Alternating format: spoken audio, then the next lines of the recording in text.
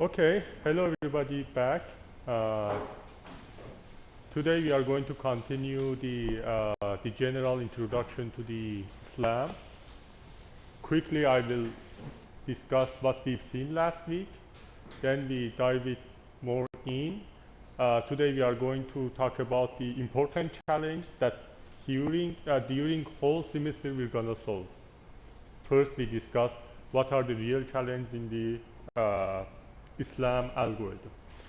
So we discussed that the topics that we have are introduction, then we will talk about the localization and mapping, then we dive into the different algorithms.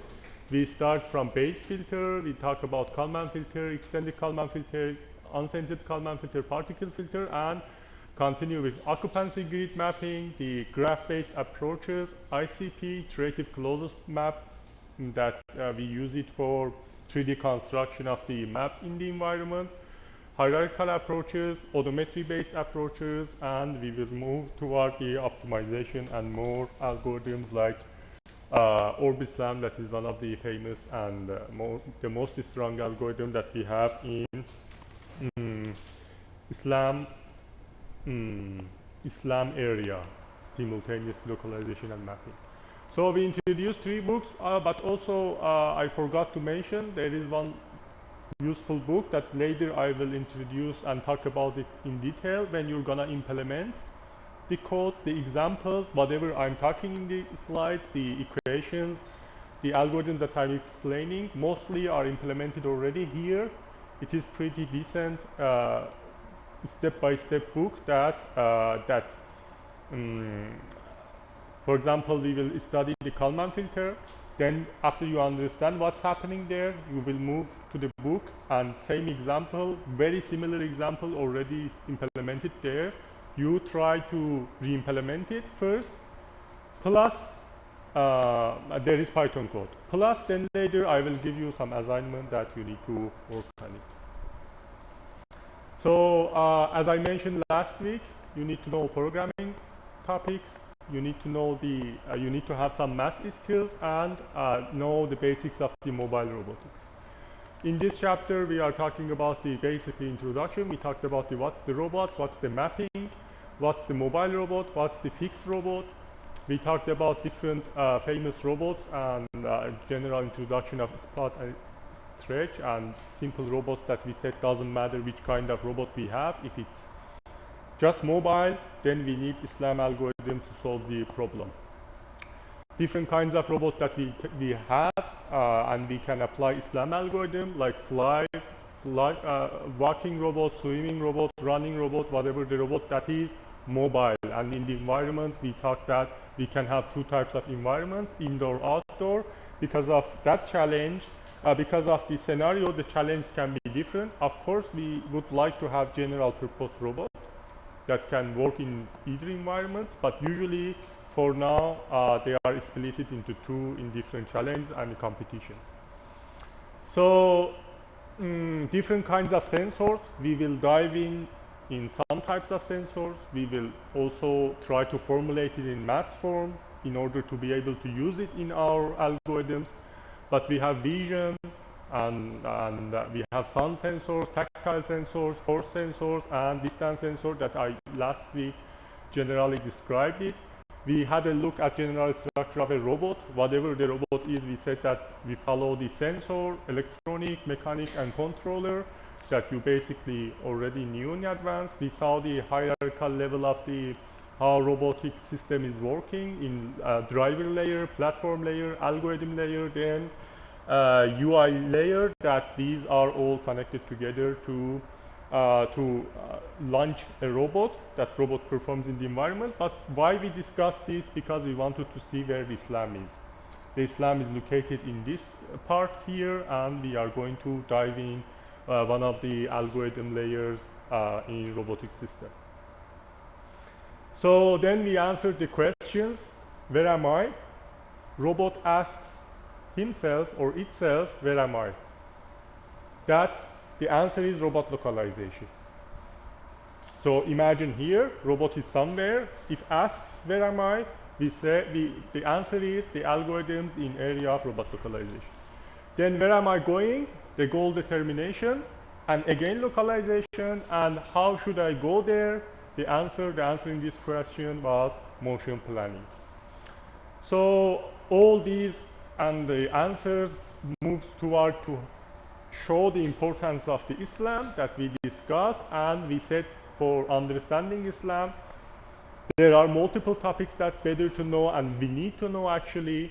One is current state estimation, that we have the state space we discussed, and based on the state space, robot tries to guess where it is.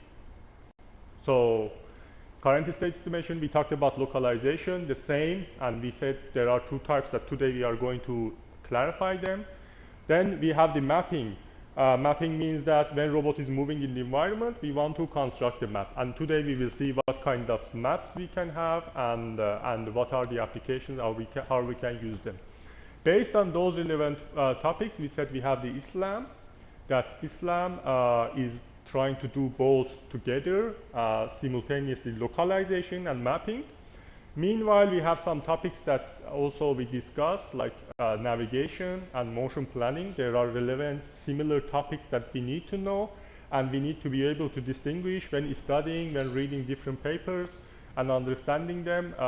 Navigation and motion planning, we discussed that how robot is trying to do.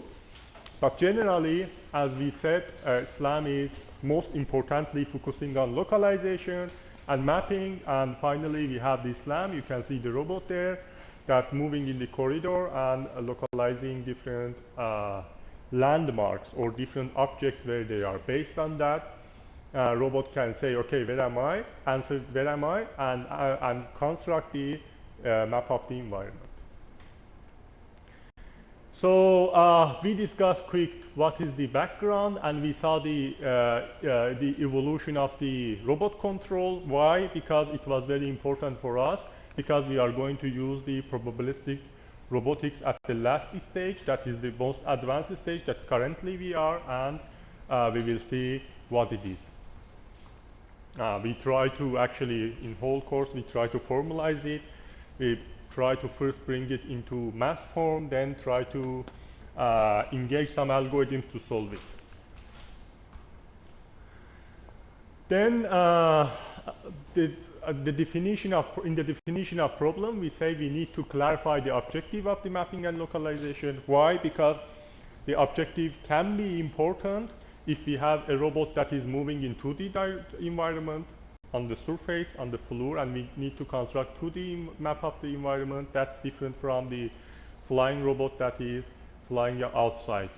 So, and landmark can be different too. So a humanoid robot, a mobile robot inside, like when it's on the floor and walking and moving, the kind of map that we can have and the kind of localization that we have is different from the robot that is flying, because you don't like the object from this features perspective that you see can be totally different from up-down view. So the goals should be determined based on what we want to do, then apply the localization. Or if you are going to, basically in this course we are focusing on robots, not the unmanned vehicles, and there can be some small differences, some different challenges too, because in unmanned vehicles, you have pedestrian that walking, and those are very crucial to take care of. For now, in robotic systems, we have slow robots, basically. I mean, they are not go as fast as the car, and some kind of challenges are a little bit different. General thing is same, but we need to determine the goal and specify all our limitations, same as solving any problem. We have some environmental limitations, and we have some robot limitations that based on those we need to take it in consideration. What does it mean? It means that, like, what is the robot limitation? So imagine you have access to different kinds of robots, and based on the robot that you have different capabilities, different sensors, different actuators. Based on those, you need to solve the problem of SLAM. So that can make a lot of differences in the algorithm that you are gonna solve and work with it. And today we will see how. In order to present these points, we should have a look, of course, at the taxonomy of the solutions. Taxonomy means like kind of classification of the solutions in the world, what kind of algorithms we have. If you just search on the internet, the research studies, there are different types and they are totally different with each other. So we should have a look at those. And of course, the most important part is to know the challenge. If we don't know the challenge, solving the problem doesn't mean too much. We need to know what we are facing with, what kind of problems we need to deal with in underlying level of the developing algorithms for SLAM. So now I want to introduce two major classes of the algorithms for SLAM.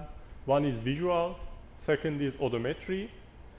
We have implicitly third one that is combination of these two, and we will try also cover all of them.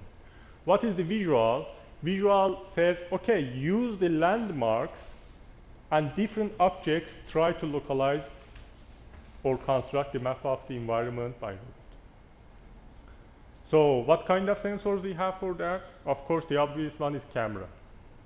Second one can be LiDAR scanner. And any visual information that can be gathered from environment can lead us to have visual localization. For example, here we have a robot that moves in the environment and gathers different features from environment and finds out and localizes itself. On the other hand, we have the odometry. What is the odometry? Odometry is using the amount of movement in the environment by the kinematic model of robot. What does it mean? It means that, okay, if I'm humanoid robot, let's say I don't have any camera. If I close my eye, then if I move one step to the right, second step to the right, I almost know where am I, right? If I knew where I started, after some movements, I can guess where am I. So doesn't matter which kind of robot we have. Odometry says use the locomotion, use the movement estimation in order to say where the robot is. So sometimes this is very difficult to achieve, sometimes not that hard. We will try to formalize everything. What does it mean? Why it can be difficult? Like this is top-down view of a robot that it has two wheels. So we can have the counter on each wheel, then we can count how much robot is moved in the environment, and with some mass we can calculate where the how much robot moved in the environment, how much rotated, how much translated in the environment. So, but what about the humanoid robot, for example, as one of the complex robots that we have? So calculating the step size is a little bit more challenging then. Because if you have omnidirectional walk, it means that robot can walk freely in the environment to any direction and meanwhile also rotate. So I'm doing these all motions, but I need to have an accurate calculation of what is happening in order to say from there to here what was the distance that I moved. And you have too many joints that is affecting these movements in the environment. So I will also clarify what's happening, how we can also calculate that one to achieve it in simple or complex robots. But what about the drone then? We cannot count the steps there. How we can use odometry for flying robots? Guess it. GPS. So if GPS is accurate, GPS is one parameter we can use, but basically we never use in SLAM because, well, let's say it's indoor. Tilt and time? So Can be, but not really. Because you say, okay, we tilted the robot like this direction, but you don't know how far it goes because it depends on the motor's speed too. If your robot is like this, it can go 100, it can go 10.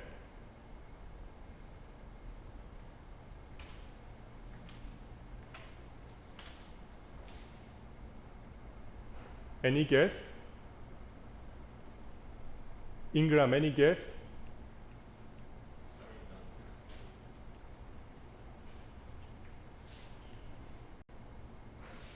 We will see velocity-based modeling.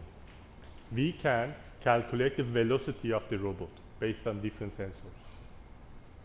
And based on the velocity, we can estimate the movement of robot. And that's also one of the elements of the most advanced algorithms for SLAM. For example, you have IMU. Everybody knows what's the IMU? Is there anybody who don't know?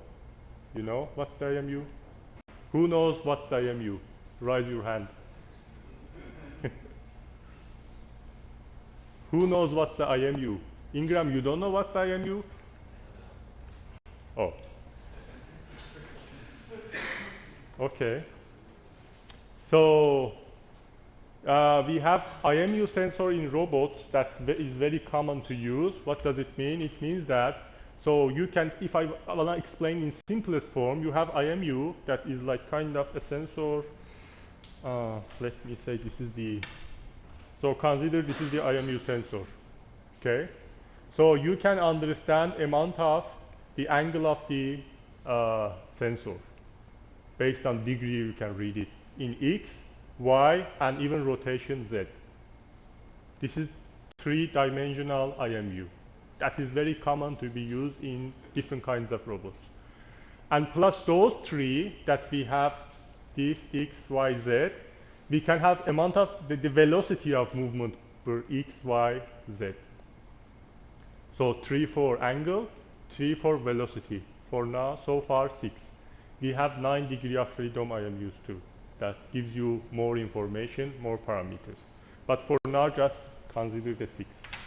So whenever I'm talking about IMU, we mean that so that in many of the robots we have it.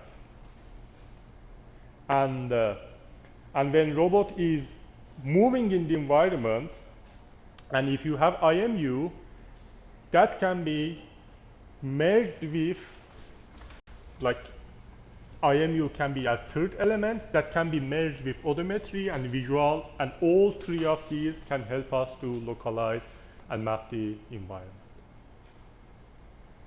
So no worry, we will break it down one by one, how odometry can be worked, how this can be worked, and how the model of the velocity motion model can be presented in mass form. Then later we can merge them all together.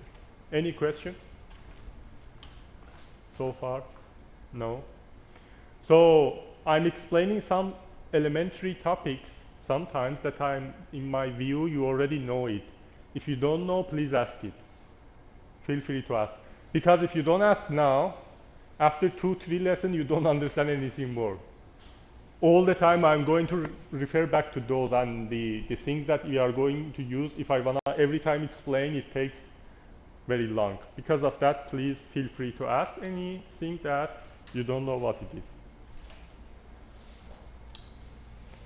So let's have a look at visual. What is happening and what are the general difficulties and challenges. Let's say we have a robot. This cute robot over there, Darwin OP. So this robot is walking in the environment, and we want to say, okay, let's use visual information to localize where the robot is. For now, we are talking about localizing, not mapping, because we need to split them. So robot is moving. How robot can localize? As I mentioned last week, you need to find some landmarks. Robot needs to see some features from environment to estimate where it is, right? So these landmarks, for now, as assumption, say robot knows how to detect tree, robot knows how to detect building. Everything that robot sees, we assume that robot can detect for now. Okay? Now, of course, if robot is here, can see these two objects, can do some mass calculation. So that what is the angle of my body with my neck, where I'm looking to the right, left, and based on that angle differences, where the object is, then where am I? Can estimate the distance almost, and can estimate the angle of the robot. Okay, so based on these two, can say this is almost north of me, this is the left side, right side, and we usually call them the different landmarks with L, L1, L2, L3, and per each one of them some thetas that shows what's the angle. But time moves, and the robot tries to move to other location. And after robot moves to the new location, of course, again sees maybe new landmarks, maybe the same ones, depending on this distance that robot moves.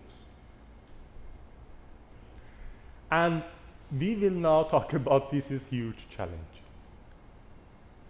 Why?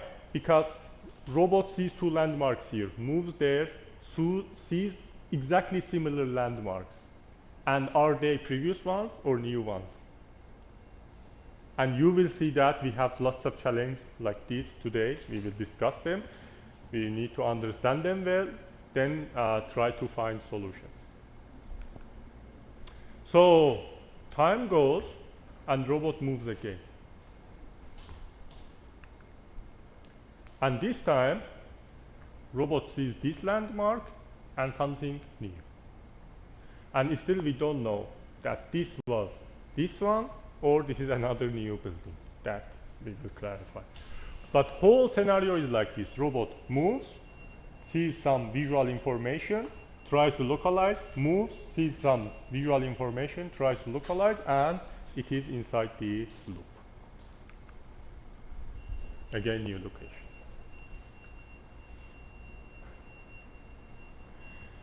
So, but what is the problem here? Main challenge that we have, we know that sensors have error. You don't have any 100% accurate sensor. If we have it, in visual especially, the SLAM problem already almost solved most of the part. But sensors have error. Not only sensor, because of the environmental condition, you may have error. Robot is walking if it's humanoid and his head is shaking. And that changes everything, all the parameters, all the distance estimation, everything is changing. Because of that, we have error. And this error is called estimation error. And this is very important. All the efforts that we are going to do in this class, actually, most of the efforts that we are trying to do are trying to detect it and reduce it in our estimations. The question. So when we have the robot that uses visual features in the environment to localize, can motion execution accuracy important for us? Do you think?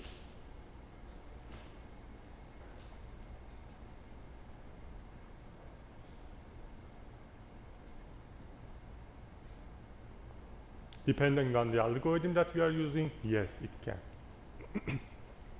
For example, for now, let's say I explain the odometry. We are going to see it soon.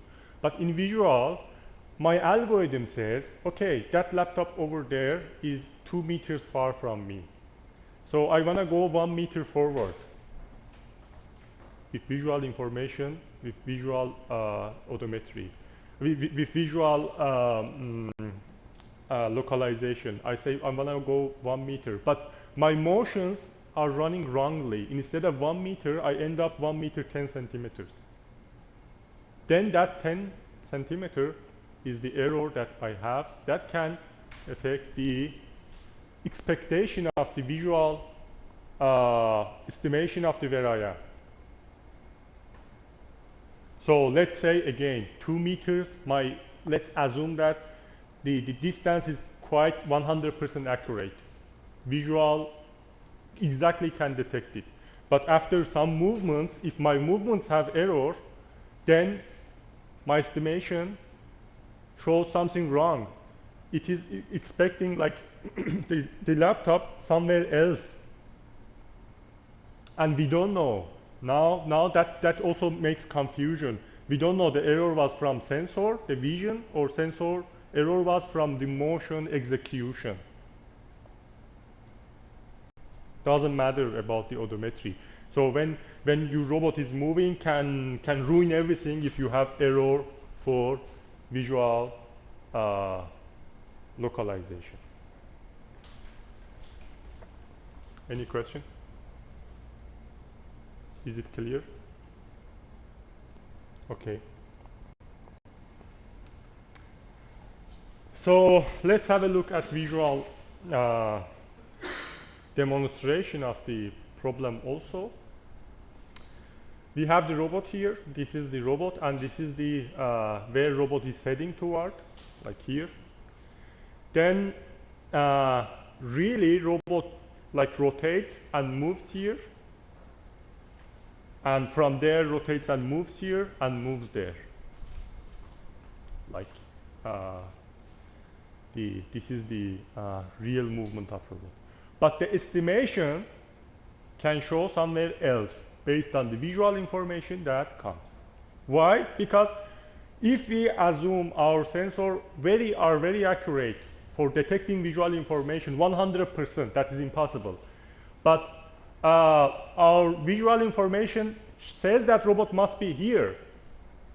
But we have error on motion command running and robot is over there. And this continues, and we have all the time error of the localization even for visual.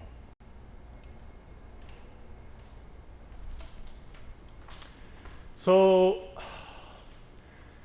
for visual localization, we can use different kinds of sensors. For example, we can use single camera, webcam, that already you all know. We have wide-angle cameras, fish eyes, and spherical cameras, different kinds of cameras that we can use. We can have compound eye cameras or stereo or multi-cameras. Stereo means that we can put 2 cameras together, but final vision is just one picture. What's the benefit? The benefit is not the angle of view. The benefit is that you can extract the depth of the objects too. There are some techniques that you can study on the internet, how they are working. For a stereo camera, they put 2 cameras, and based on this distance of the 2 lenses, for each pixel that you can see, you can find also calculate the distance of each pixel and estimate it. And now we have industrialized stereo cameras that you can buy them, and they give you the estimation of the depth of each pixel too. But multi-camera, you can put multi-cameras and use them as visual information as input for your problem. On the other hand, we have RGBD cameras. That RGBD is same RGB similar to simple webcam, but it has depth sensor too inside. That with one single camera and some techniques depending on the kind of camera that we can have, also that can give you the depth for each pixel. You know, for each camera, for each picture, we have each pixel. That each pixel contains 3 colors RGB, but D is related to depth and one more information of the environment that we can have. And also we can have LiDAR as light detection and ranging. That is usually used for measuring the distance of the environment. So there is no color basically, and you can scan the environment and get the distance of the each, like if you have ray trace, like scan one line of the environment, then we have different types of LiDAR that can scan one line like this, depending on the angle of the sensor that you can have at each moment. I have one slide later. I will show its internal structure and how it's working, and how there is like there is a motor inside that rotates the laser point. You can consider like LiDAR scanner exactly similar to laser point, but it moves quickly all the time, moves quickly, and each time measures the distance based on this red point that it is there. So now if you want to scan like environment like this, distances, it moves like this. And if you want to scan whole in 3D, so we have two options. If you have sensor that it is like just one linear one, then we need to do it manually each time. Like from here, do this, and then next time go upper, do this, go upper, do this, go upper, do this. And with the resolution that we move that line, we can scan whole environment. So this is one kind, and we have 3D one that automatically does this and scans whole environment. So why we are talking about details of these? Because we're gonna formulate this in mass. We wanna use it in our algorithms in order to finally say where the robot is. You will see we have mesh of those points. So let's say your robot scans the environment in 3D. Then you have mesh of those points. Then we want to say, okay, where the robot is. In all the matrix of distances, we want to say where the robot is. So that's very interesting, and that's very nice in industry, and nowadays everywhere people trying to use it in high-level robotic development.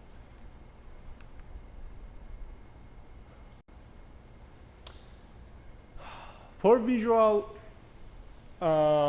localization, we have some also topics that we need to know.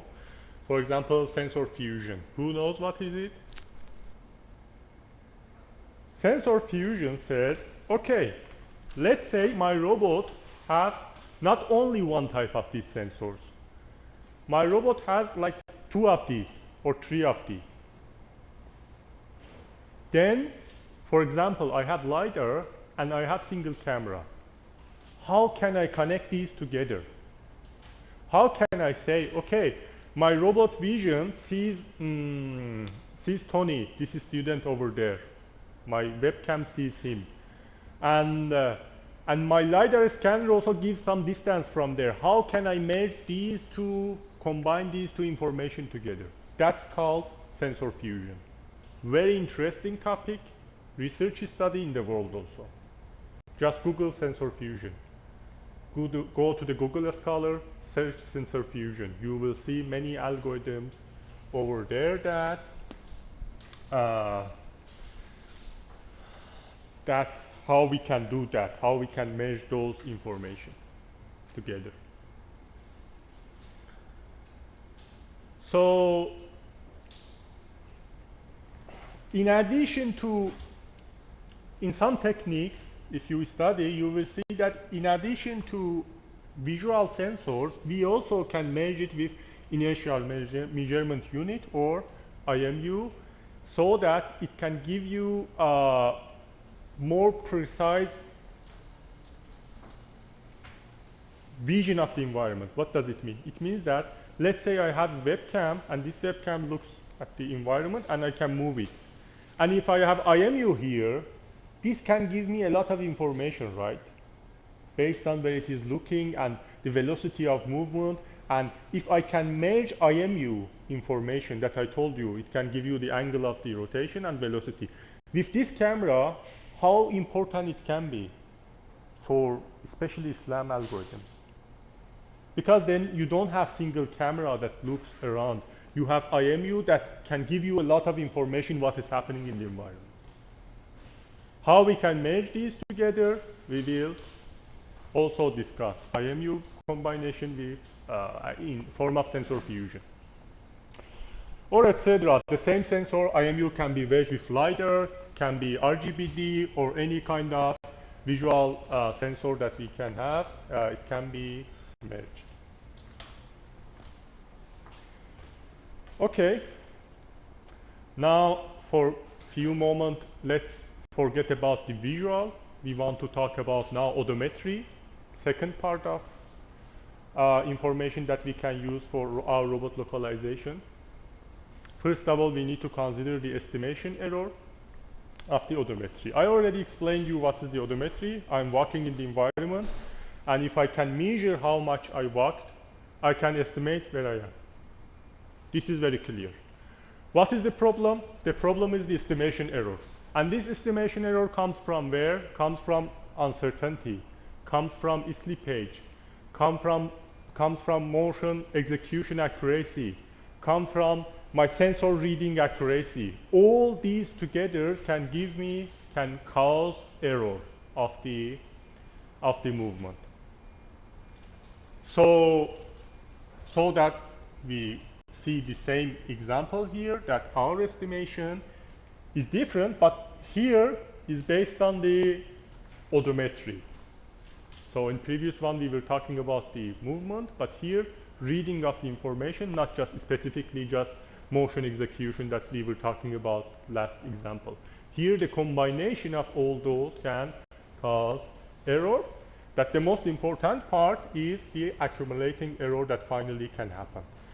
Because every time the error is happening, it is accumulating and it is growing. And if you continue this, you see that robot is here, maybe the estimation is over there. Any question? Is everything clear so far? So we split it visual and we split it the odometry, and we understood the basics of what is happening there. In addition to those, we can have some Acoustic SLAM that it is also open problem and very nice example of localization. We have some kinds of sensors like CD stereo boards that they have multiple microphones in around it, and it can measure if the sound is coming, what is the direction of the sound. And if you can use this sensor inside your robot, then similar to human, you can detect where the source of the sound. If some of you are talking, if I close my eye, still I can say where that person is, right? And this information can be used by robot in order to localize where the landmarks are. Is similar to, you can imagine a blind person moving in the environment and hears everything and knows where the car is coming, what is happening around. Now, this is like open problem. Again, open problem is a problem that is in the world is still challenge and everybody is trying to solve it. We don't have algorithms that can merge this with other SLAM algorithms well yet. Have you heard that this robot can also localize by hearing? Not really. This is very advanced that you can research on this topic also in future. So we call it as microphone array that, and the technique is Acoustic SLAM. For example, fusion of the landmark then can give robot more ability that audio features, for example, if robot is localizing based on the camera or LiDAR camera or whatever, it has limited field of view that sees just front like human. But if a car comes from backside, then robot has no idea, mostly. But human does. Then we can give that capability to robot by adding that sensor using sensor fusion.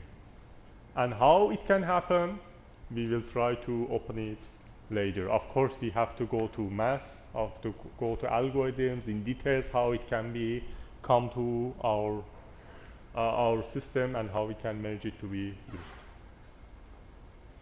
Let me see what points we have here. More robust map of the environment, useful for one important point also that we can have, you can detect hidden objects. So there is some object behind the other object. Human can hear the sound and detect it, but robots so far cannot. So like if something is on the table, some cat is there moving, I can hear and localize where it is. But can robot do this? Not any robot can do this. We can also try to use those information, but of course still we have problem of the accuracy of those sensors. Those sensors still are not very accurate. For now we can have the angle where the sound source is coming, but not very accurate. And of course, if you are familiar with advanced algorithms, deep learning algorithms, later on that can be used as estimation of where the source of the sound is.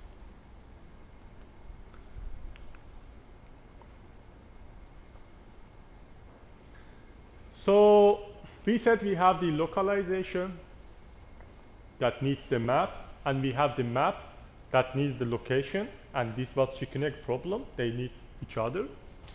And both of these, so that's the one challenge that we have, they need each other in our course, localization and mapping. And when they need each other, meanwhile also we have the error of estimation, either in mapping, either in localizing. So both of these error, we will clarify later also what's the mapping and the problem that we can have there. Because simply you can understand, if I want to explain quickly, like you have a map inside your robot, like I mean the brain of the robot or the memory of the robot, you have the map. And that map is not accurate. After a while you have another map of environment, and that is not accurate too. So these two inaccurate maps, how should be merged together? So that's the error of estimation inside our the map of the robot that knows from environment. And beside all of these, where is the more challenging part is dynamicity of the environment. So now let's add, not only the robot is moving, the objects, landmarks in the environment are moving too. So that creates more challenging part here. Of course, we will simplify and we assume that we don't have dynamicity at the first, but later on we will see how we can add it. Plus, though, sometimes we have safety problem that that is crucial in some applications.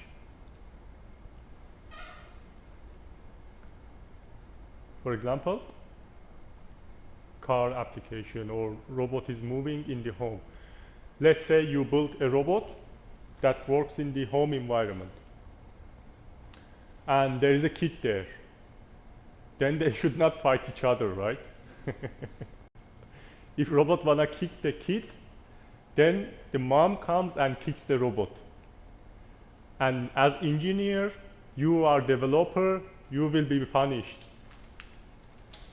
Because of that, now you need to know that, okay, I'm trying a lot to develop SLAM algorithm, developing complex algorithms. It works very fine, but I didn't consider safety.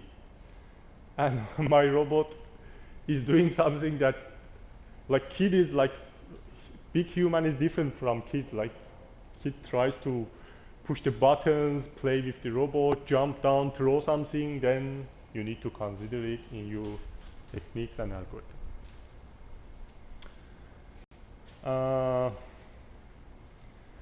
We have general definition of SLAM that we say, okay, if the environment is unknown and we want to localize and we want to construct a map, we need SLAM.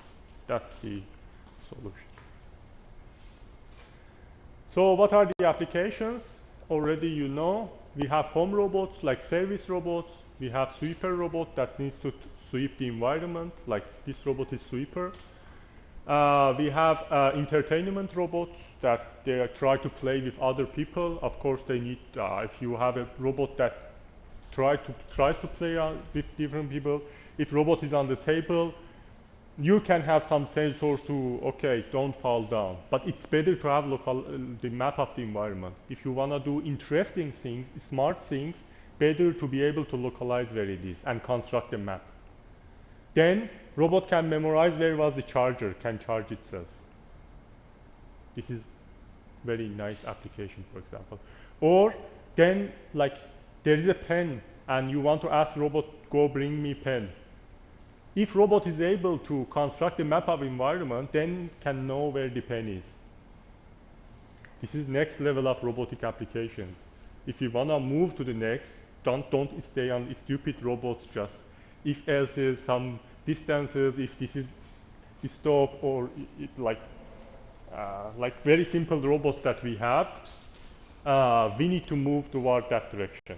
I mean, from simplicity, even it can be humanoid robot. But if your algorithms techniques are in level that are not upgradable to advanced topics, then we need to understand and move to that direction. Teaching robot, let's say you're gonna replace me with another teaching robot here. So better to know the location and where the robot is. Otherwise, the robot moves, it stands here and just talks. 1, 2, 3 hours, then it moves back. Or maybe a little bit of movement with some sensors. If you wanna have really robot that can interact in the environment pretty well, even if is it teaching, it can be used SLAM. In mining application, and so on. We have many different. So in indoor we talked, outdoor it can be unmanned aerial vehicle for different applications. You can see different applications here: surveillance, rescue, air vehicles. So each one of these, if you search on the internet, there are different challenges and different algorithms try to solve surveillance, try to solve rescue. Now think about it, like a disaster happens, robot is going to try to help people. If really it wants to happen, robot needs to be able to localize and map the environment first, because everything is changed. Earthquake came, robot, you have very advanced robot and you want to use that robot to help people. How you can do that? For rescue application, of course, you need to be able to implement very nice SLAM algorithm first, then say, okay, this is the guy that I need to help to rescue. That guy needs medicine, that guy needs ambulance.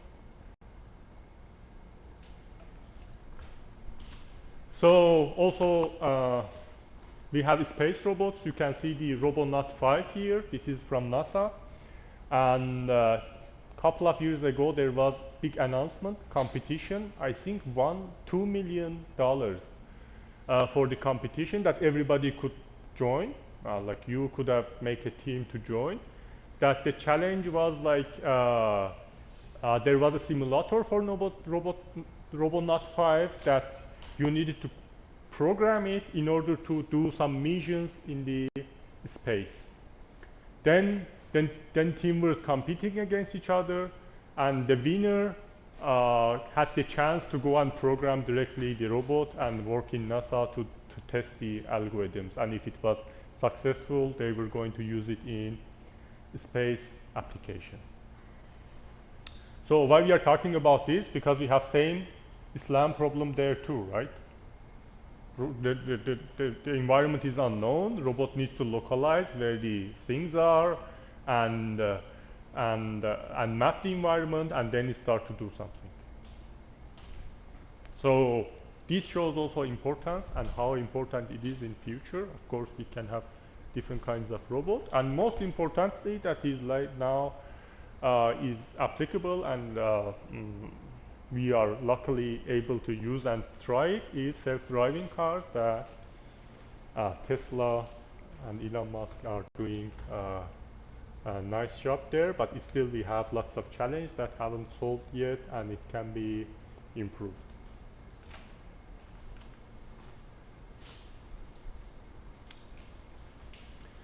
So in outdoor applications, why not GPS? Because in outdoor, not indoor. Why not? Because still we have error on GPS. So the GPS is not very accurate. You have meters of error. But you may say, okay, we have very accurate GPS too, but yeah, they are military and they are very expensive if you want to use them. Because of that, basically we are not relying on GPS, and also it can have disconnecting problem. Then if your robot is disconnected, what happens? Nothing. It stays there and dies. It should not be. So we need to have techniques to solve it.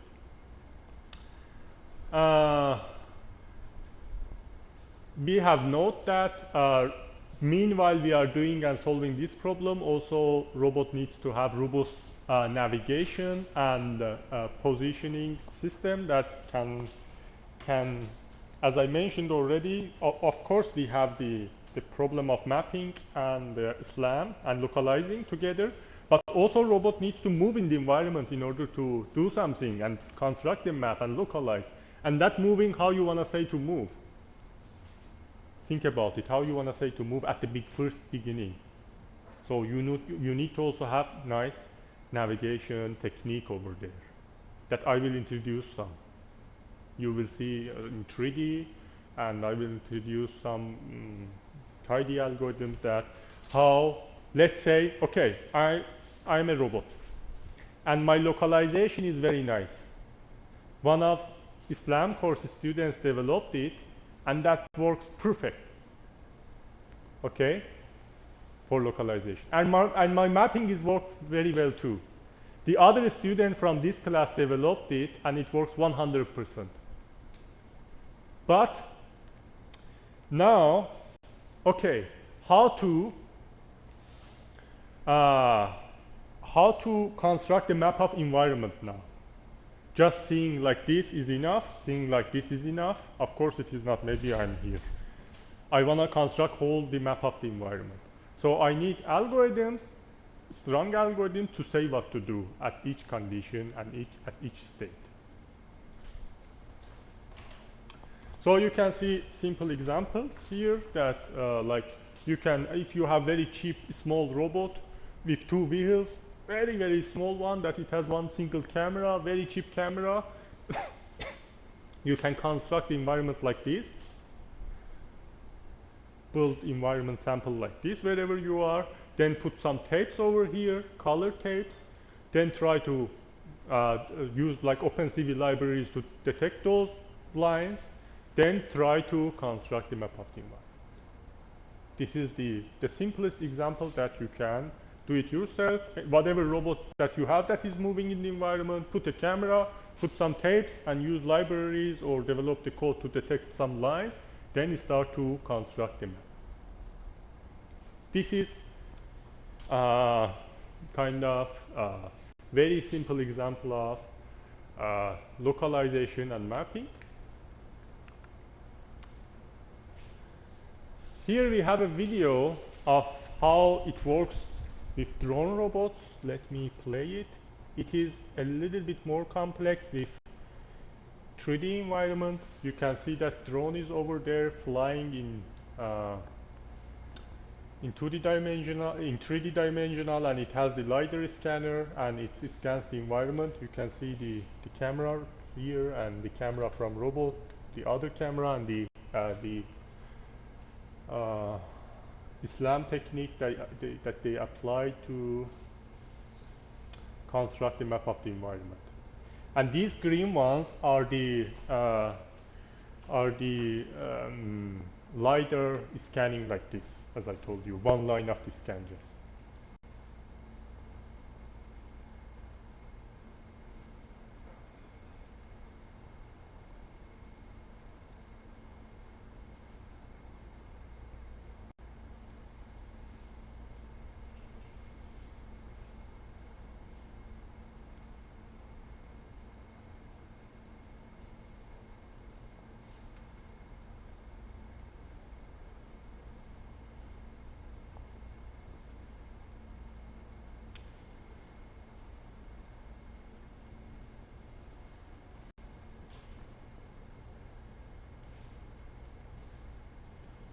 So robot goes out and again stops over there. If I want to a little bit clarify here, whatever I explained to you so far, all are used here almost. But of course, we trying to in this course, during whole course, go dive in deep and see what's happening there.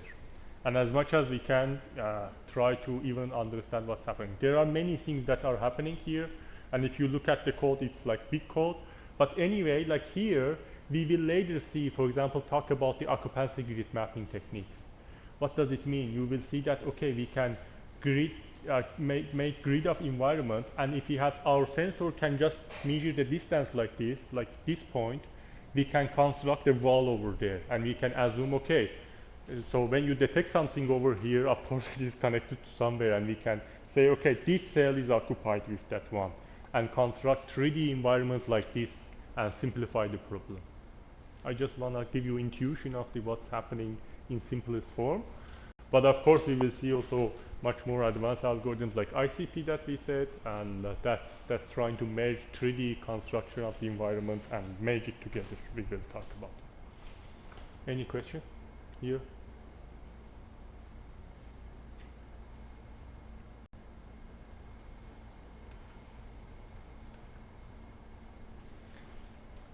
Can we have other applications, more complex applications or interesting applications, or kind of, let me say, new ideas? Let's say, okay, we have a robot like this that is trying to construct building or construct a path for himself or whatever it is. Of course, we can still use SLAM algorithms, SLAM techniques in such a problems too. Because this robot may need to, in the environment, like this robot cannot walk on the floor, for example, just needs to go with this one. And of course, with the SLAM, scan the environment, and if the environment is challenging, find the passage and use those items in order to move in the environment. And the SLAM can be applicable. So, based on this idea, you can think a lot. You can use your imagination to imagine very interesting applications for this. For example, if we have a robot that cannot swim, but has some objects go on the water, for example, or micro robots in human body, or you can imagine many applications that also robot uses another objects, but SLAM is also applicable there, and with real-time complex tasks can be used.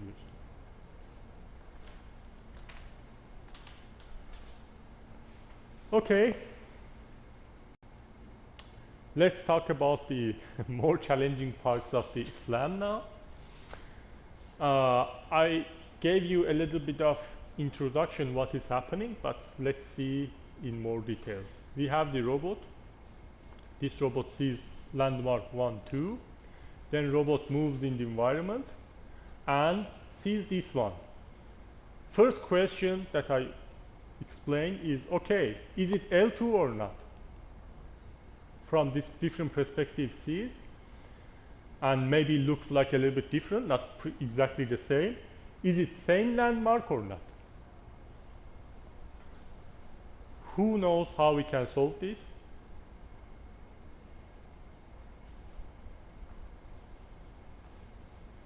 If the landmark is a QR code on the wall, we'll know definitely. If it's QR code, yeah, that's very simple. Or just mark the landmark. If you can mark, yeah, that's okay. But let's say we want to have real application, right? And robot is moving here. Then you cannot put mark on everything that my robot wants to localize. And what if I'm walking there too? You want to put mark on me?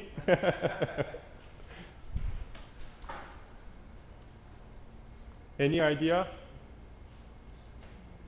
We also the 3D model of the L2 in the computer. Okay. And the robot downloads the file already. We can understand the L2 in different perspectives. Yeah, that's a solution that can be.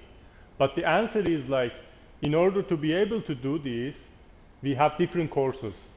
We have computer vision, we have neural network, we have deep learning algorithms, we have machine vision.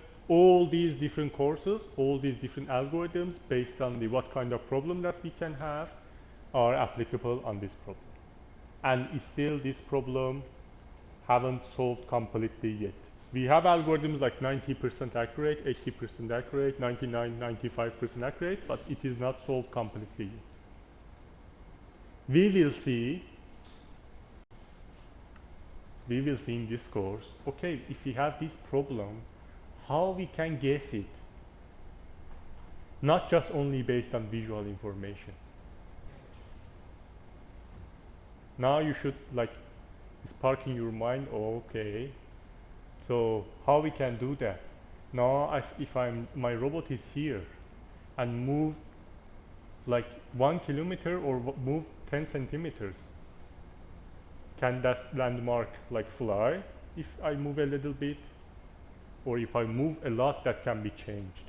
So you can think that, okay, I can kind of imagine, robot kind of can imagine where it is, can kind of estimate where it is. And we will use it a lot. So to help the vision part, to help visual part. What about other problem that we have? Robot was here, moves here. This time instead of this L2, sees this one, L1. Is this L1 the same one that we've seen, or this is L2, 3? Because 3s are all similar. Is it same as this one, or this is new one? A question that in the SLAM we will try to answer.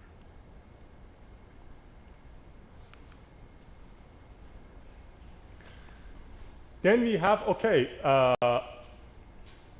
two items that we need to say. Future estimations can correct our estimation or can make our estimation worse. What does it mean? Robot was here, moves here. This one here shows the error. We call it, you will see, we call it Gaussian error, Gaussian estimation error of where the robot is. This is kind of a circle that we say, okay, robot, if we move from here to there, robot can be somewhere around this circle based on amount of error that we have. If our robot has lots of error based on all the items that I counted, you can be very big circle if we have a lot of error. But if it's a small error, it can be the estimation error like this. And even if like you don't know where the robot is, like everything is like 100% error, what happens? There we have a big circle around all this robot. Maybe we wanted to go there, robot is end up here. So that circle, that is Gaussian error, we will formalize it. We try to formalize and solve it. This is robot error, this is the location error. And also we have the error of estimation of where the landmarks are. That again we can show them in Gaussian model. So this circle, like imagine the big circle. The big circle is showing, okay, my vision, robot vision can detect the object over there, for example. Then, but we have error. We can say, okay, it's somewhere around there, inside the circle. Based on error that I have, I know my camera has 20 centimeters error, and I can put a circle that say it should be somewhere around that.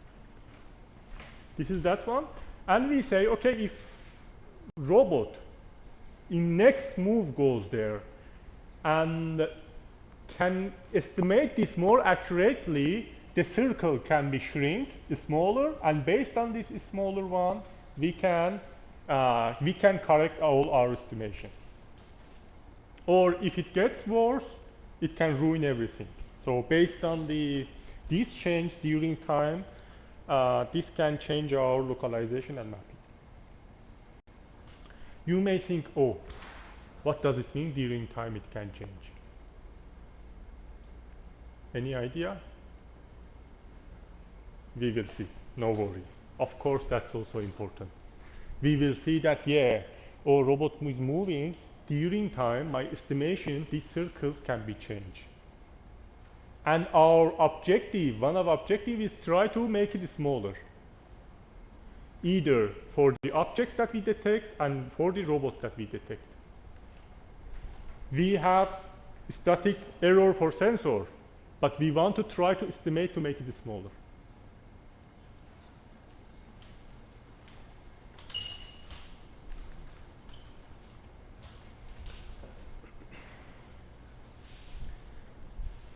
One of the other very important challenge that we have is loop closure problem.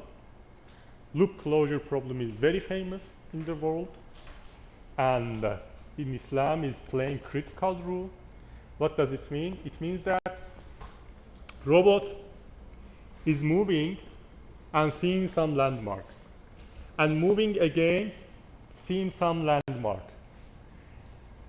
If this landmark is the same landmark that robot already seen, we must detect it in order to say, I was starting from here as robot, moved in the class, moved, came back somewhere around here. And the same landmark that I'm seeing is very important, and it is called loop closure problem, because I can close my loop. And based on this estimation that at the beginning I've seen that, and after a while of coming and seeing again, I can correct all my estimations, all the circles that I showed, all the Gaussian errors that I showed. I can correct all of those estimations during time. It's like this. We will see, of course, many examples. I think I don't have it there. Okay, like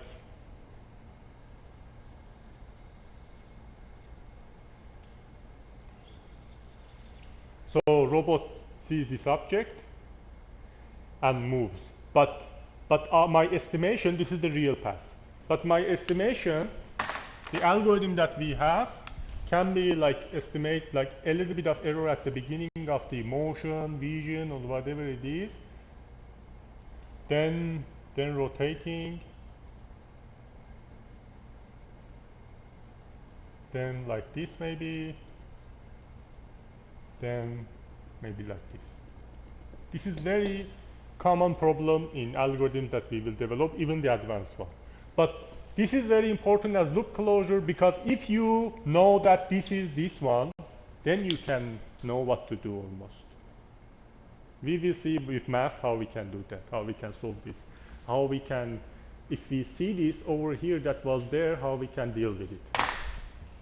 That is called loop closure problem.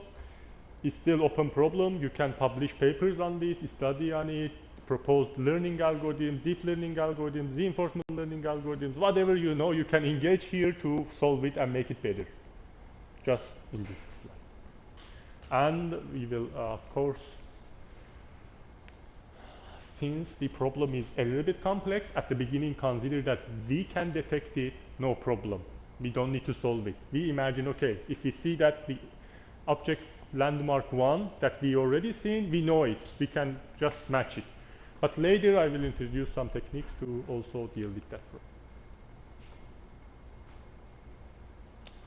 What else has challenge? The challenge of seeing multiple adjacent landmarks. That is very common in real environment. Robot from here sees 3 objects together that they are adjacent in hidden backside of each other, moves a little bit and sees them from other perspective.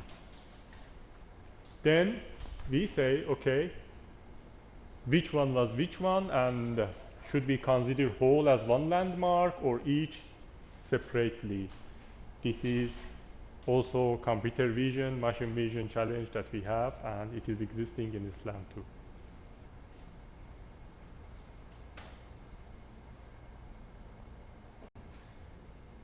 I think 2-3 minutes. So let's continue. So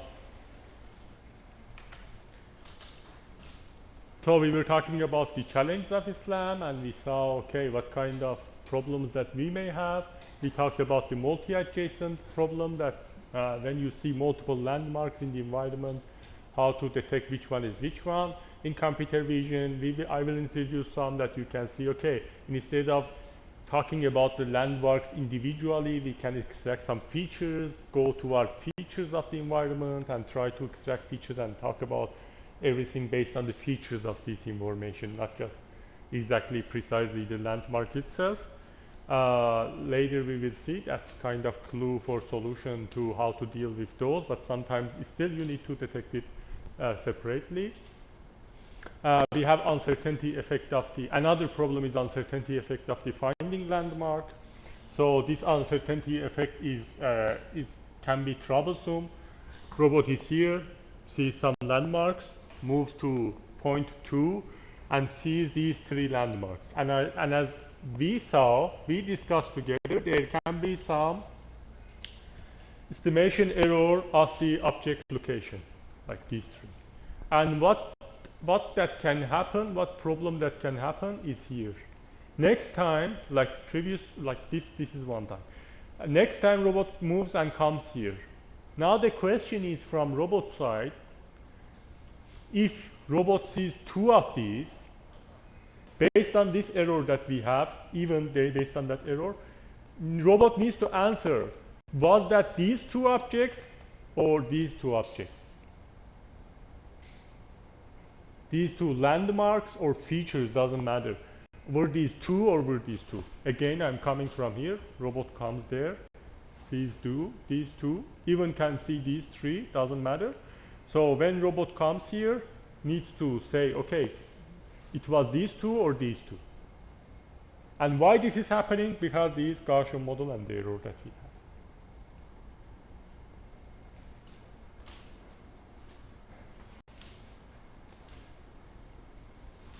Is it clear for everybody?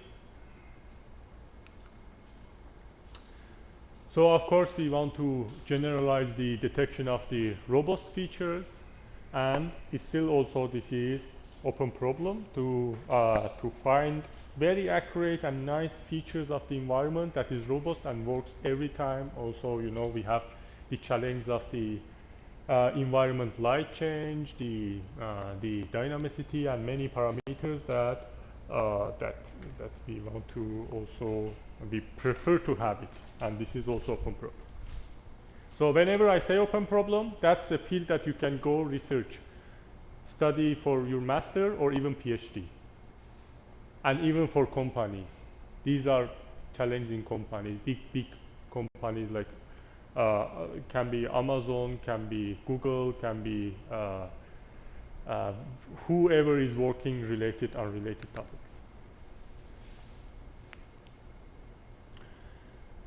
Of course, we have the challenge of dynamicity. As I explained, robot is moving, detects this landmark or detects these features over here. Next time comes, it's not there. What to do? You need to solve it. Give some ideas what to do. If robot was there, come here and working 10 times, but this one time this bus is gone. We need to construct same map we had, we need to localize the robot that we had. Then of course that's also open problem, not completely solved yet. There are techniques that says, okay, try to not use just one landmark, try to use more features and build your algorithm somehow that if the elements are changing inside, you're not relying on just one and you can estimate all. But that's not easy. Like let's say my robot is seeing 3 dynamic objects and 3 static objects. How can I distinguish? That's not human that knows that this car may go. Robot doesn't know. Robot says this is something over there, and next time it is not there. So that's why also that's challenging. If robot understand it is mobile, it is dynamic, that can be helpful. Then we can put some weights on the, like if I see 6 objects, 3 of them are dynamic, I can say the static ones are important for me as robot. Then I have more weight to in our math calculations and estimations. So, and this is again open problem because of that. If you can solve it, If you can propose algorithm that is robust here, you can change many things in the algorithms that existing and improve them a lot. And it's still one of the world's biggest challenges. Okay, now let's a little bit talk about the other related topics of the course that we have. We have the map. This map can be 2D sketch of the environment, can be 3D model or each sketch of the environment, can be 3D point cloud. So this is different with 3D model or 3D point cloud. 3D point cloud can be like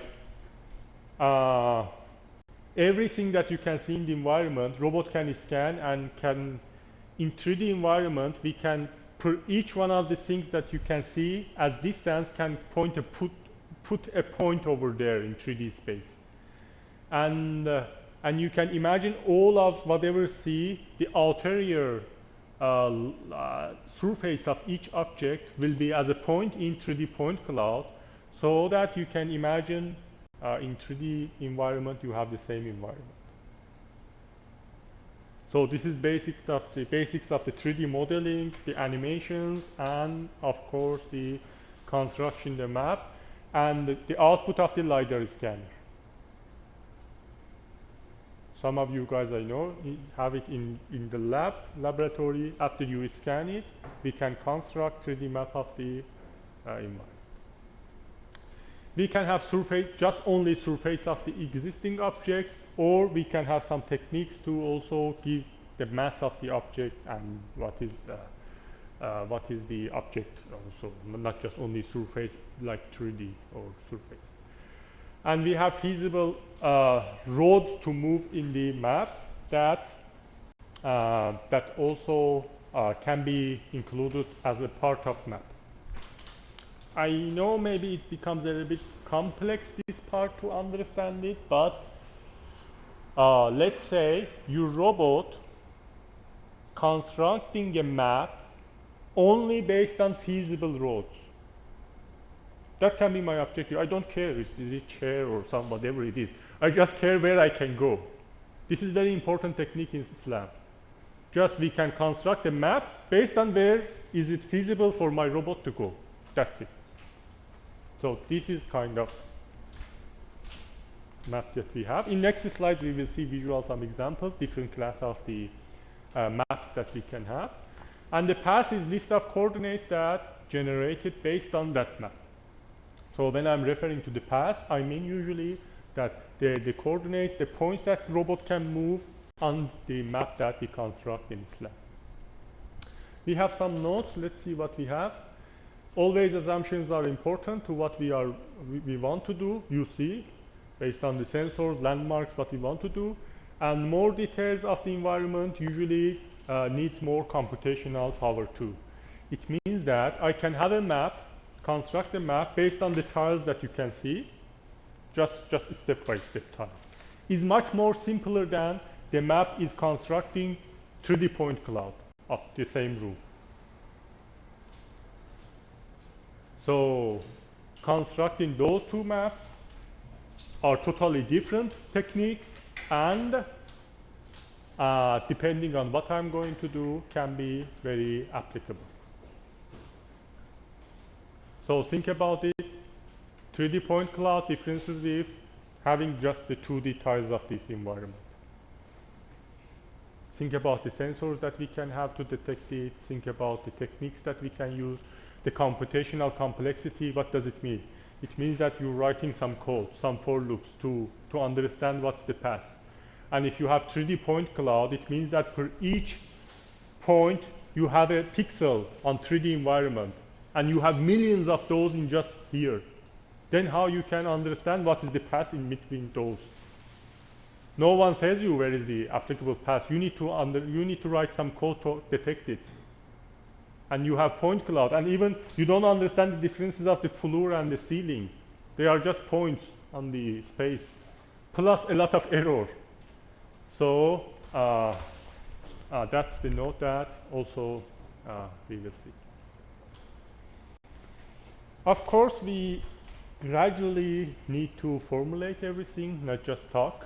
We need to bring it to math and the calculations and computer system codes, even algorithm form.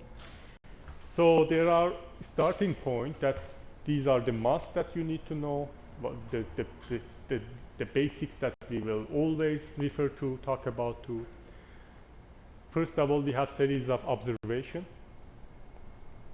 Series of observation includes observations over time. Observation over time. That this observation is a list of the observations. Observation 1, 2, up to time t. It means that my robot is moving in the environment, and my robot has each time different observation of the environment, and I'm representing it as observations. So you may think, okay, observation at each second, at each minute, at each hour, doesn't matter, depends on us, depends on what we are going to do. We are assuming observation for now. Plus, you may think, what kind of sensor? Doesn't matter, whatever it is. Just whatever robot can get. We generalize the problem now. Observation. Series of control commands. We show it with U1 to T, and control commands are kind of like, okay, at the state 1, robot is here. I send control command move forward. How much doesn't matter for now. We have general problem. Robot moves. That control command is U1, and the observation that we see there is U1. Usually we don't have U0. We can have, this is in formulation of, if you study books, later you will see. Basically at the beginning we don't consider it, although we can have it. Observation can be at the state 0, 2, because without motion command we have the observation 2. But usually we formalize it like this in books, in all calculations. So from state 0, control command, observation. Control command, observation. Control command, observation. Here, these two. And any question? Okay. So then we have the map of the environment during this procedure that we want to construct it. So we want to run the control commands, get the observation and construct the map, plus find the robot's pose. What's the pose? Who knows? What? The location of robot. No. It is location, but not the answer.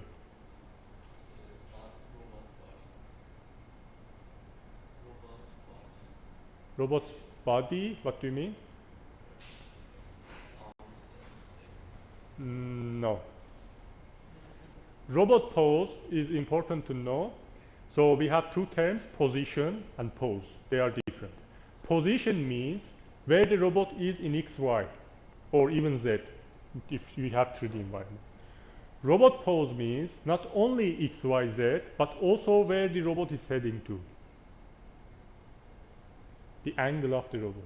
It is important, very important, because when you say, okay, move forward, depends on where is the forward for me in the environment. If it's like this, move forward. That's the pose.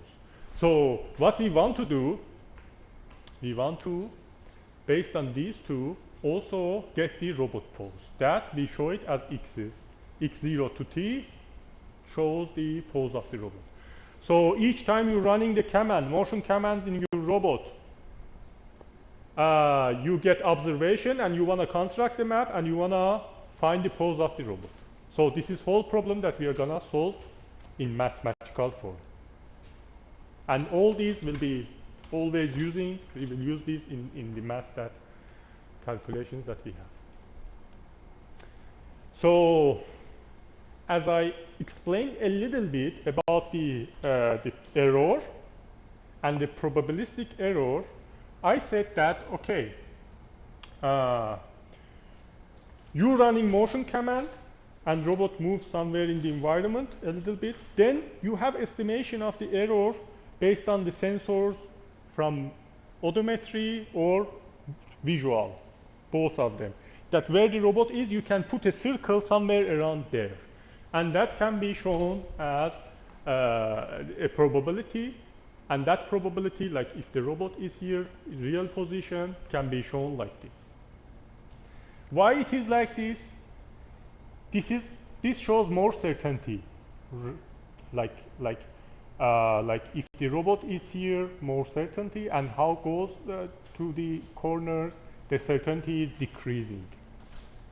And of course, we wanna. This is like Gaussian model. If you look at 3D Gaussian model,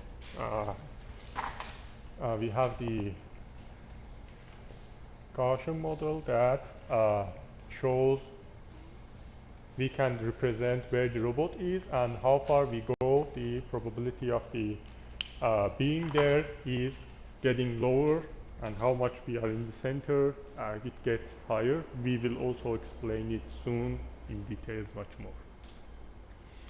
So all the things that we are going to talk, we are trying to the robot pose, estimate the robot pose based on the probability form of the where the robot is. Because let's think a little bit in math. Like robot is in xy. You want to estimate where it is. Can you estimate like one exact value? That never can be correct, right? But instead of that exact value estimation, you can say it is Gaussian model, somewhere around there in probability form. So that this is the thing that we have. So now let's show the SLAM problem in math. We can say, okay, we saw the formulation and we saw the probability form. Now we want to put it together. We say we have the probability of the x0 to t and f given by observation and motion commands. So we want to get the pose and the map given by, we read this line as given by observation and motion commands, that they are 1 to t and 1 to t. So you can see here the point that I mentioned. X is starting from 0 because the pose of robot starts from 0, but basically in formulation we start from 1, observation 1 and motion command 1 in order to calculate the problem. So we want to solve this. All that I've talked so far, we want to solve this and get the probability where the robot is and what's the map.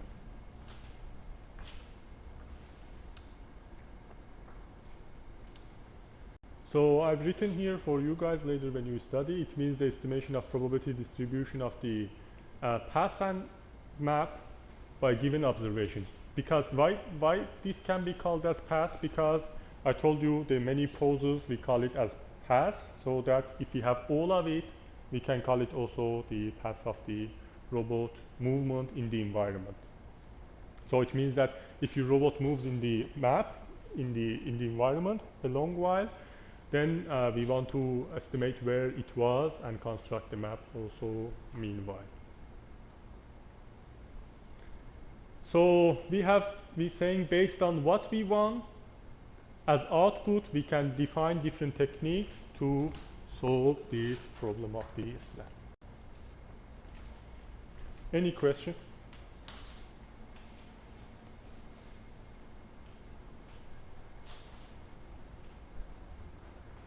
Okay.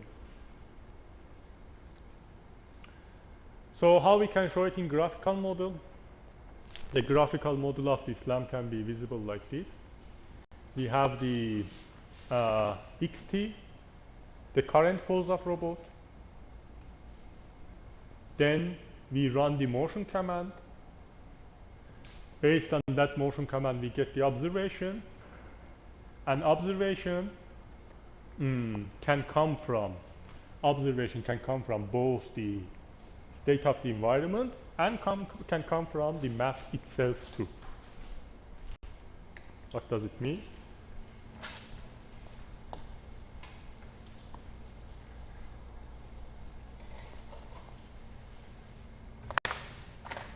So this is the map robot is here, and we have some kind of map.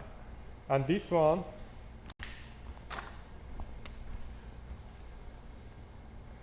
is robot, and this is real environment. And robot is, for example, somewhere here, and there is somewhere there. So the observation not only comes from the real environment, but also can come from the map itself too.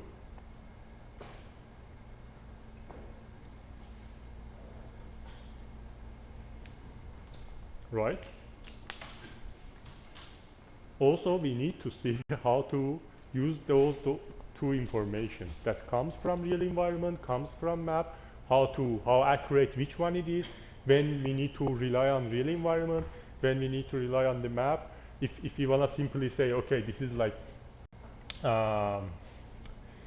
this is OR, observation of the map, and this is the observation of the real environment. Okay, you can say simply observation of the map added by, for example, observation of the real environment by some weights, alpha, beta, for example. Which one is more important, give more weight to calculate where it is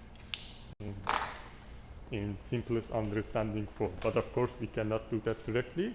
Later, we will see how we can do that. So this is the model of the environment, and this is the robot that you can see X, Y, and the pose. But of course, if we have that in current state, we have one previous state, that this is xt, the state of where the robot is. This is previous one, where it is coming from, and previous motion command that we run to came here, and previous observation that we had. Of course, then we have the future one too, xt added by one, the future motion command, and the observation that we may have. You may say this is obvious, why we need to represent it like this. Of course, we talked a lot about it, but we need to formalize it and bring it in the graphical mode so that when we are solving it in mathematical form, you understand it, what's happening better. That's the reason that we have graphical representation, and we have some algorithms, even they are working based on the graphical representation. They are relying on this, and we need to see what's happening.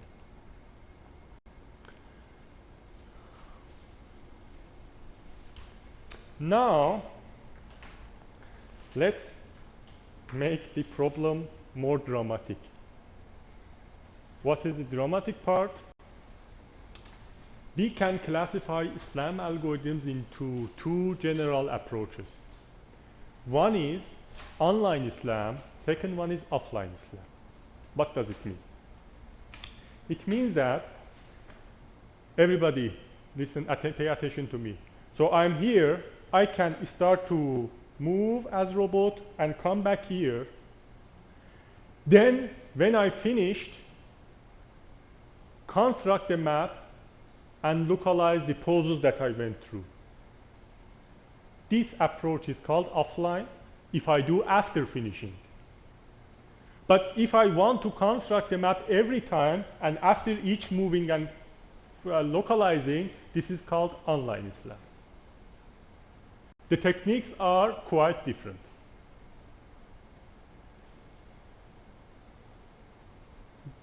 Think a little bit about it. Why can be different?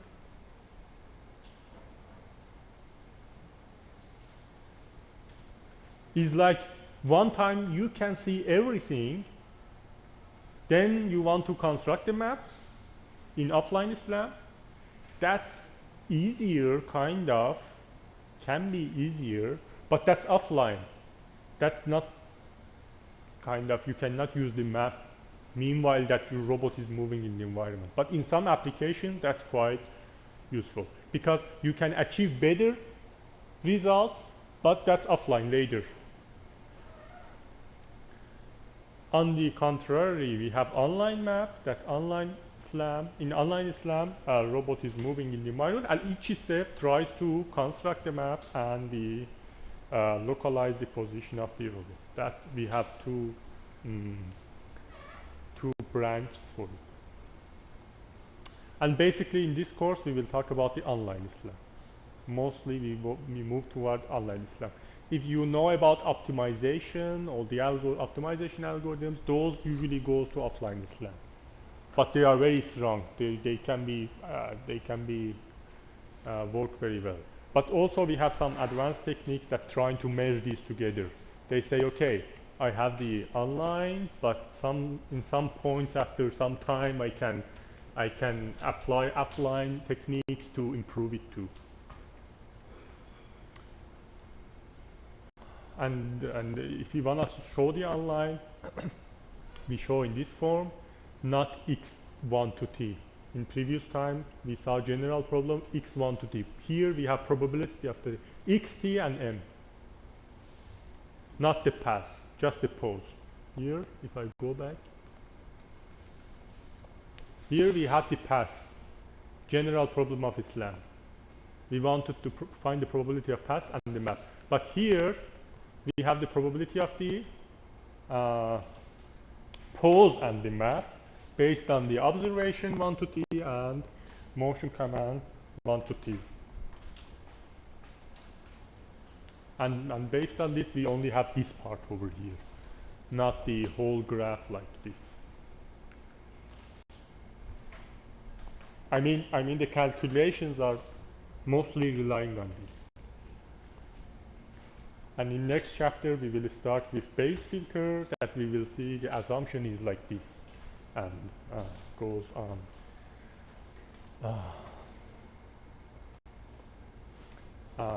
Goes on just the belief that I will introduce. So offline SLAM also can be referred as full SLAM. Full SLAM derives complete sequence of the robot pose and estimates the entire pass, but online is only on the latest robot pose.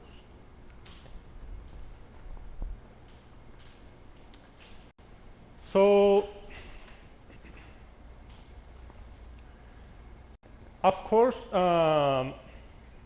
since we are going to use mass, you're supposed to study many of the things that are related, but I'm trying to, during the course, introduce and quickly refer what I'm talking about so that you can understand what's happening. For example, we have derivative.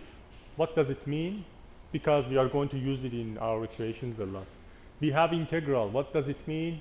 Because we are going to use it a lot. You may forget it. So whatever you forget it, please study during weeks for next week. But I quickly try to mention it, what's the general topic. For example, when we are talking about the derivative, the part that is important for us is the calculating the slope of this probability. Like we have, for example, Gaussian, and for given point, like A or X here, for given point, you can calculate the slope of the this curve here. So we are going to use it. And if you've studied like other courses like machine learning, deep learning, reinforcement learning, you may face with it, and that's very useful for learning. We have integral. What is the integral meaning that we are going to use? And this is very important for us because I told you our all talks are about the probability and the estimation of based on the Gaussian model. And when you have Gaussian model, we need to know, okay, what's the probability based on value? Bring some value based on this.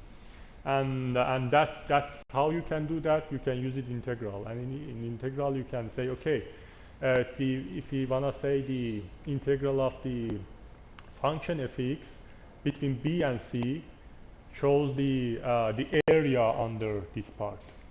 So we can say what is the amount, the value that shows the area under this. And you know, in math, it's impossible to solve directly because this slope should be discretized. And if you want to write the program, and we usually discretize this, and we can solve the integral in discrete form and get the value of what's the area under b and c. And then based on that calculation, we will use it in, for example, if you want to compare to Gaussian models, for example, simply. Of course, there are many, but Just I want to give you the clue, like what is that one and this one, the differences, what is the area that is covered. So based on those things, you need to know what's the topic key. Plus we have the probability distribution that still, if you forget it, just have a look. The probability distribution for all in conditional form, we can say we can get the integral of the probability A given by B times probability of the B, that it says the for all possible B's by given A, what is the probability? So A is given, and for all possible B's, what is the probability that we can get integral of these term over there? And you can have a review if you forgotten. So based on that, what we want to do in online SLAM, so we want to get the integral of the probability of the XTM given by observation and motion command. So convert it kind of to a value that what is the probability of where the robot is and the map is, and if we want to solve fully SLAM, it is all of them. So for each pose and the map that we have based on each motion command and the observation. So if we want to calculate all of them, we have full SLAM. If we want to just solve one of them, we have one of this part. So this is called probability distribution and of the where the robot is, and we opened it exactly what's happened so far.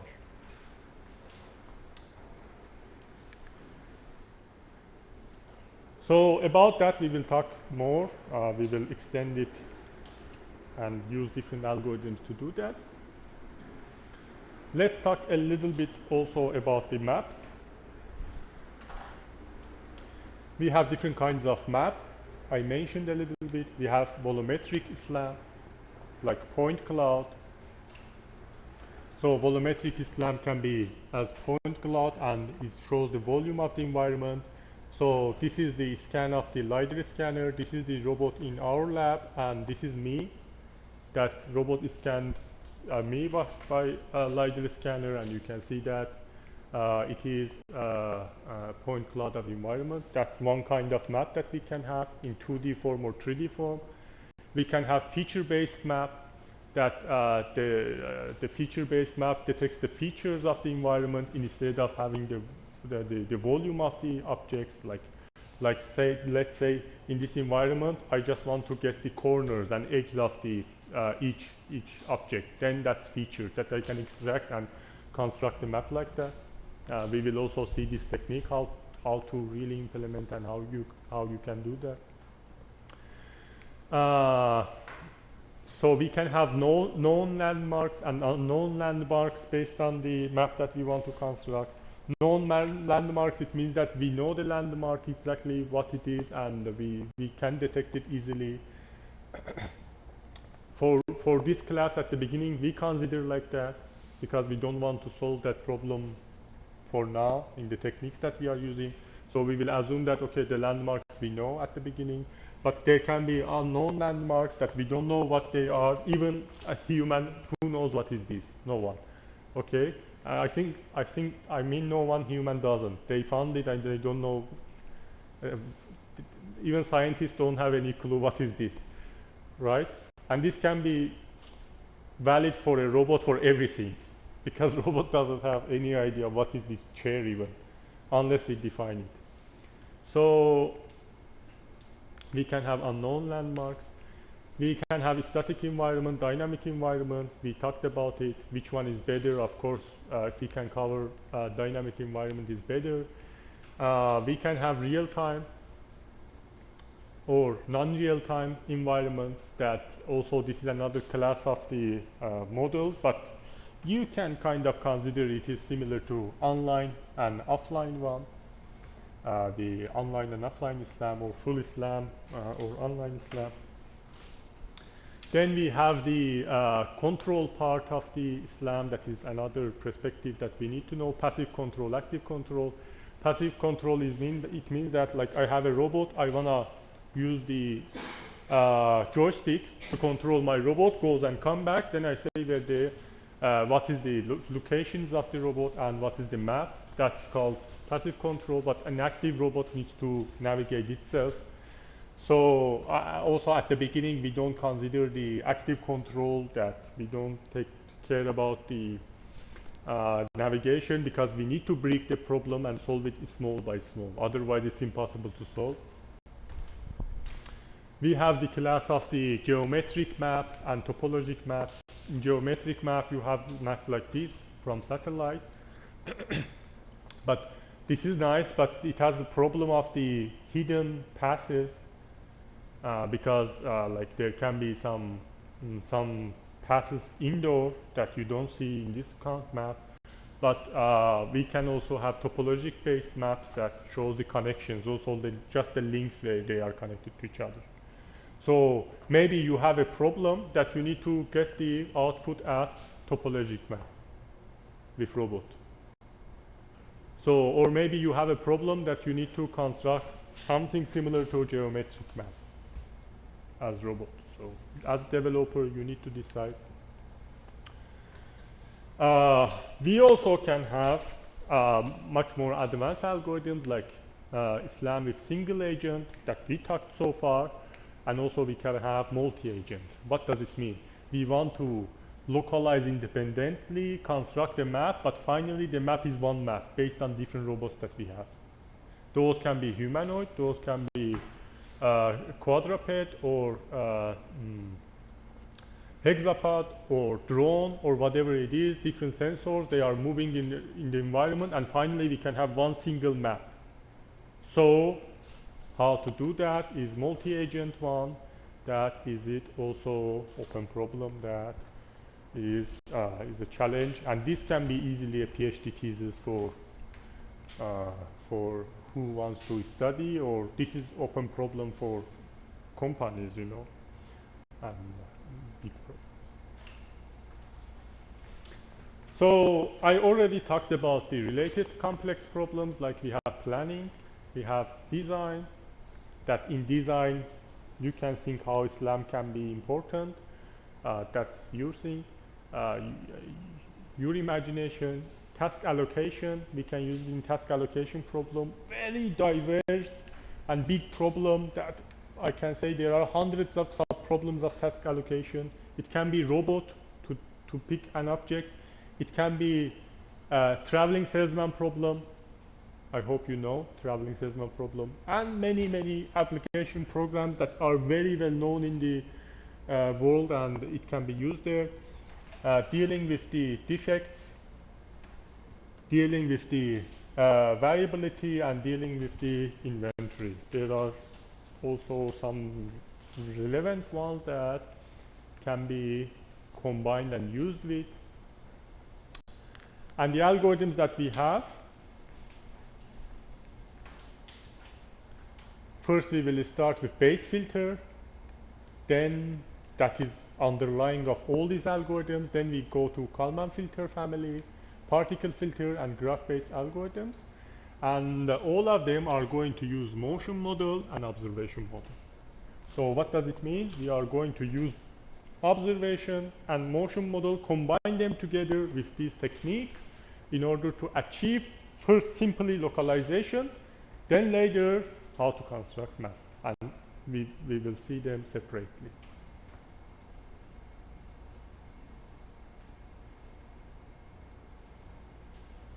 So motion model can be seen as a little bit different than what we've seen. Motion model is equal to probability of xt given by xt minus 1 and ut.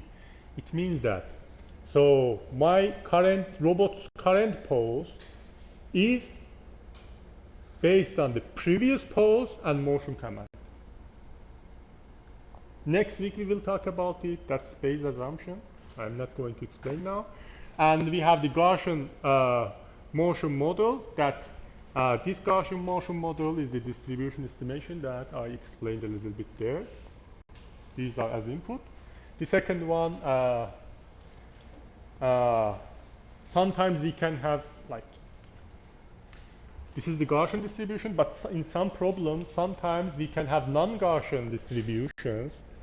Then we will see what kind of algorithms also can deal with this one.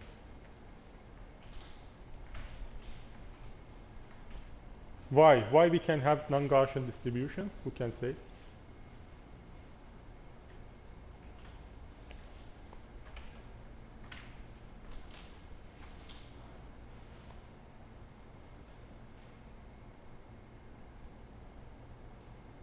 Rifki, any idea? Ilham.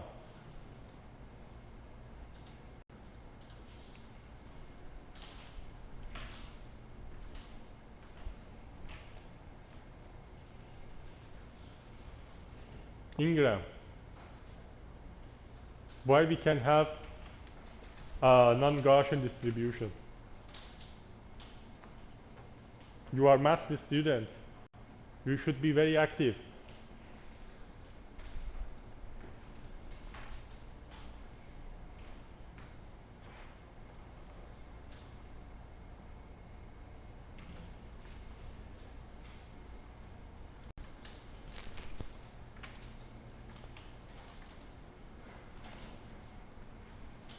Who can answer this will get positive mark, direct positive mark.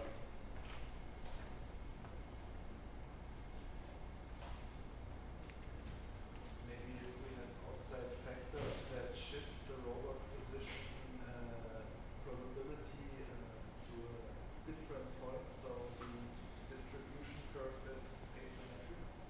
Very close. So The like answer is very close. if we have a drone that has side wind, and then it's more likely to be angled in a different way. Mm-hmm. So this side of the pyramid is more steep than the other one. You're very close, but explaining a little bit far. But yeah, very, very close. We have two parameters that they are different, but not on the curve. On the curve, but you should think 2D, not 1D. You're thinking about this model. Think about the Gaussian distribution in 2D. We have two models. We have the map and we have the post. So maybe if the map is wrong, the distribution will get old. Very, very close. Map and post, and if x of t minus 1 is biased, t minus 1 is biased in a certain way.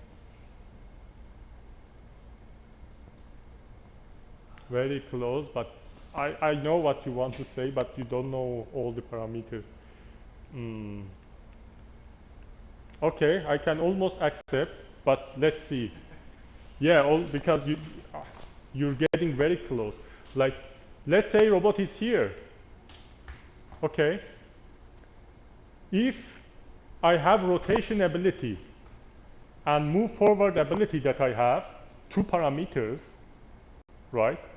If the error of both are same, I have Gaussian distribution there, because if I move forward, the error is like this amount, and if I rotate, rotation error is the same, then it will be circle there.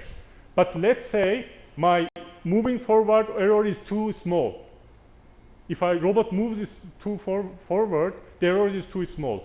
But my rotation error is too big. Then my curve becomes something similar to this. Move forward, error is small. Then it shrinks.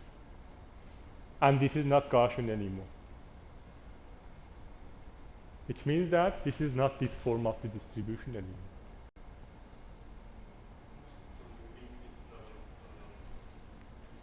move forward arrow is the same as the take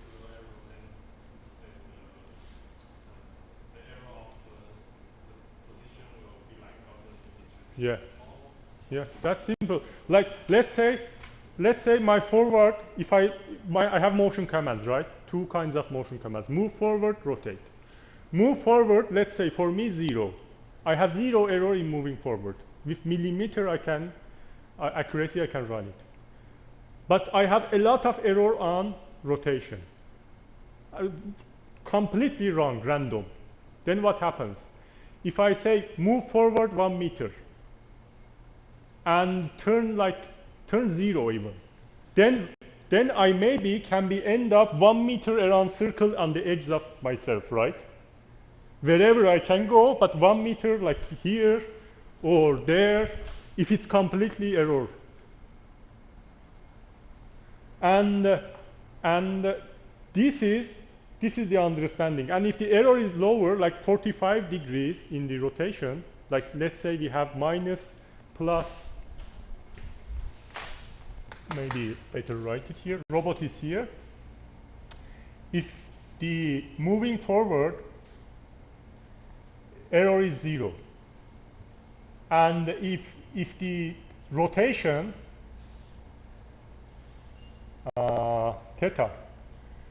theta can be completely random if you run the motion command ut equal to ut as like move 1 meter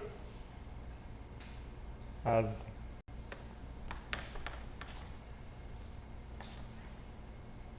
ut equal to move 1 meter and theta rotate like 0. Then robot can end up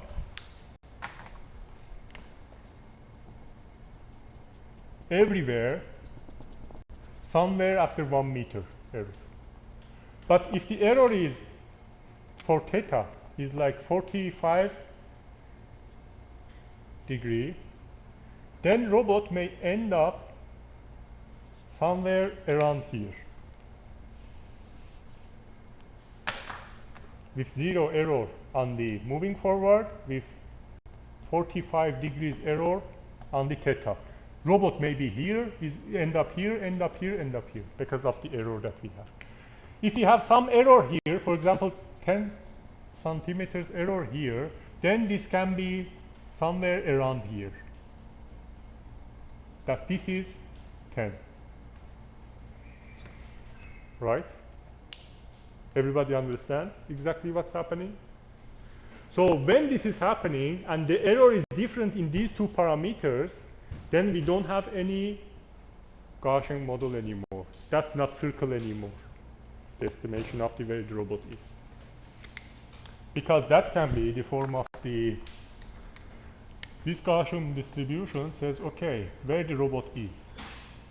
If errors are same, but if they are not same, this becomes some other kinds of curves like this.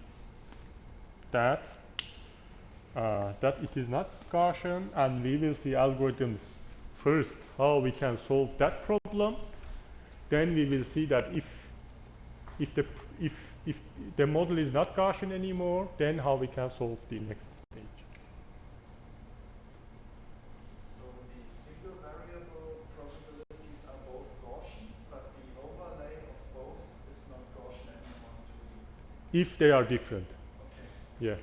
But if they have same value, even if it's 10D, then that's still Gaussian.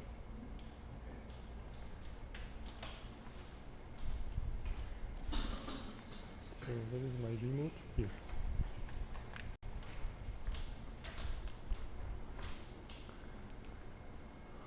So let's conclude this chapter. We had understanding of mapping of the robot.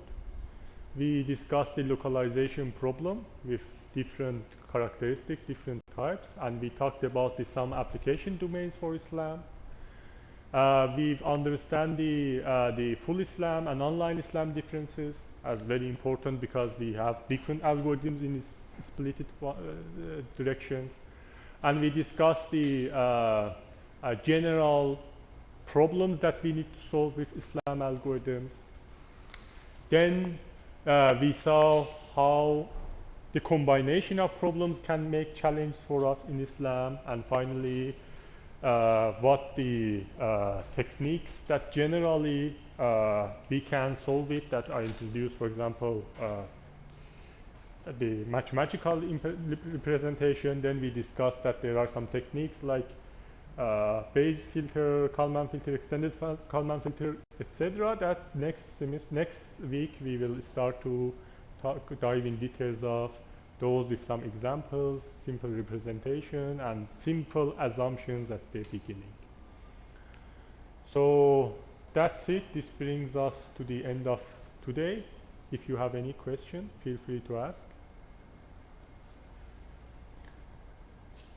So please, for next week, study the topics that you have problems.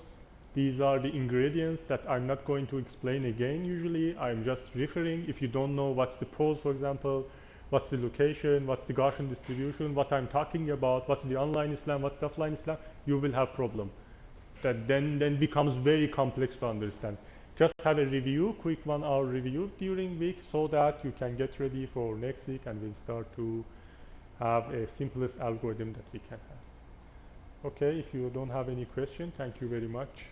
See you next week.